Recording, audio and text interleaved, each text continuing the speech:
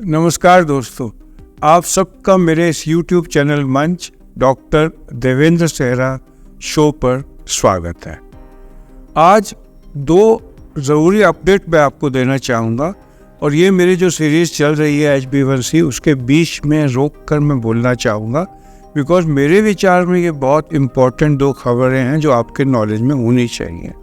एक तो आज की सुबह की खबर है जो न्यूज़पेपर्स में आई हैं, टाइम्स ऑफ इंडिया में है, हिंदू अखबार में है, रिगार्डिंग गुजरात के स्टेट मिनिस्टर जो हैं, जो उन्होंने ये खबर दी है कि गुजरात में पिछले 6 महीने के अंदर 1000 से ज़्यादा यंग एडल्ट्स की, टू बी एग्जैक्ट 1052 लोगों की डेथ हुई है हार्ट अटैक से। और उनकी एज ग्रुप क्या थी, आप ध्यान से सुनना, 14 साल से लेके 25 साल के बीच में। एटलीस्ट मैंने तो अपने क्लिनिकल लाइफ में जब मैं पेशेंट्स देखता हूँ इतनी यंग एज में इस तरह की स्टैटिस्टिक्स नहीं देखी।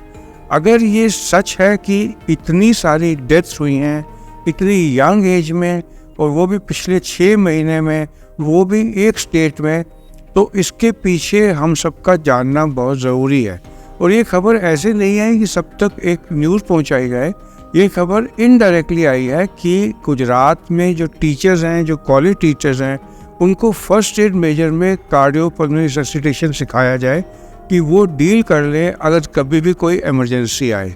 ये न्यूज़ और भी इम्पॉर्टेंट हो जाती है जब अगर आप न्यूज़ फॉलो करते हैं तो एक न्यूज़ है कि गरबा डांस करते हुए लास्ट मंथ कोई 10 लोगों की गुजरात में ही डेथ हो गई थी और सब यंग एडल्ट थे और तब कहा गया था एक्सट्रीम एग्जॉशन से हुई है। और हमारे ही मेडिकल फ्रेटर्निटी के बड़े फेमस डॉक्टर जिनकी एज सिर्फ 41 ईयर्स थी, जिन्होंने मोर देन 60,000 एंजियोग्राफीज की थी, एक यंग एज में 41 ईयर्स तक की एज में ही उनकी डेथ हो गई थी 6 महीने पहले। और ये भी मेडिकल फ्रेटर्निटी में बहुत कॉमन खबर आई थी और ये समझ नहीं आया था कि क्या लाइफस्टाइल ख़राब से थी या स्ट्रेस से थी। लेकिन अगर हम सबको लिंक करके देखें तो 41 ईयर्स की एज में एक कार्डियोलॉजिस्ट की डेथ, उसके बाद महीना पहले 10 लोगों की गरबा डांस करते हुए डेथ गुजरात में, और अब ये खबर कि वहाँ पर कार्डियोपल्मोनरी रिससिटेशन सिखाया जाएगा टीचर्स को क्योंकि इतनी कॉमन डेथ्स हो रही हैं वहाँ पर 1000+। ये एक बड़ी इम्पॉर्टेंट न्यूज़ है जिसके बारे में हम सबको अवेयर होना चाहिए। अब ये तो अटकलबाजी हो गई कि ऐसा एक ही स्टेट में कैसा हो रहा है, क्योंकि हो सकता है ये कोविड से रिलेटेड हो। हम सबको पता है कोविड में थ्रोम्बोटिक स्टेट होती थी और जिन लोगों को कोविड हुआ पोस्ट कोविड, उनमें से कई लोगों की, जिनमें हमारे बड़े मशहूर टीवी एंकर रोहित सरदाना भी थे, जिनको बाद में हार्ट अटैक हुआ, और हमने बहुत पेशेंट्स को देखा है जिनको सडन हार्ट अटैक हुआ। तो क्या ये कोविड रिलेटेड है, क्या ये कोई वायरस आया है वहाँ जो ये कर रहा है? ये सब इम्पोर्टेंट पॉइंट्स है जिसके बारे में डिस्कशन होनी चाहिए, बट अवेयरनेस तो ज़रूर होनी चाहिए जो मैं आपको देना चाहता था।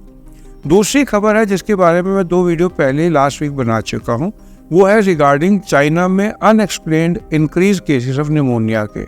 हम सबको पता है कि कोविड चाइना से शुरू हुआ था, कुछ कहते हैं ये म्यूटेटेड वायरस था जो बैट से आया था, लेकिन अभी क्या हुआ है, बीजिंग में और नॉर्थ ऑफ बीजिंग में 800 किलोमीटर के दायरे में बहुत सारे हॉस्पिटल है जो फुल हो चुके हैं बच्चों के साथ, जिनको अनएक्सप्लेन निमोनिया बहुत ज़्यादा है। ये कहा जा रहा है कि वो रेस्पिरेटरी सिंसेशन वायरस का निमोनिया है, कुछ कह रहे हैं वो माइक्रोप्लाज्मा निमोनिया है, कुछ कह रहे हैं कि कोई मिस्टीरियस इलनेस है जिसका अभी तक पता नहीं चला। लेकिन ये बात भी है कि उसके 2 दिन बाद ये खबर आई कि यूरोप में, नीदरलैंड्स में भी केसेस इस तरीके के देखे जा रहे हैं। अभी आज और कल में खबर आई है कि अमेरिका में, मैसाचुसेट्स में और ओहायो में भी unexplained increase incidence of pneumonia report किया गया है जब बच्चे हॉस्पिटल में एडमिट हो रहे हैं। इसको वाइट लंग सिंड्रोम का नाम वहाँ दिया गया है, जो बच्चों को बहुत खांसी आती है लेकिन उनको बलगम नहीं आता और एक्सरे में वाइट पैचेस आ जाते हैं। ये पैचेस हो सकता है वैसे ही हों जैसे कोविड में आते थे, लेकिन अभी तक ये क्लियर नहीं है। तो इस बात का हमारे लिए क्या इम्पोर्टेंस है, हम सबको अवेयर होना चाहिए और पेरेंट्स को चाहिए कि खुद तो कवर रहे, अपने बच्चों को भी कवर रखे। वो फर्स्ट सिम्टम ऑफ निमोनिया अगर बच्चे में देखें तो हॉस्पिटल जाए। और एक मेरी पर्सनल राय ये होगी कि जब तक ये बात क्लियर नहीं हो जाती, क्राउडेड प्लेसेस में, पब्लिक प्लेसेस में, मॉल्स में जाने से आजकल बचे, क्योंकि हमने भी देखा है अपने हॉस्पिटल में, चाहे सर्दियों में हमेशा होते हैं, इस बार भी ऐसे पेशेंट्स आ रहे हैं जिनको वाइट सेल काउंट कम है और चेस्ट में पैचेस हैं, जैसे कोविड सीजन में होता था। अभी तक उनके इन्वेस्टिगेशन में स्वाइन फ्लू, कोविड-19 वगैरह तो नेगेटिव है। क्या ये कोई नया वायरस है, अभी तक मालूम नहीं। तो मैं आपको आज बस यही 2 अपडेट देना चाहता था।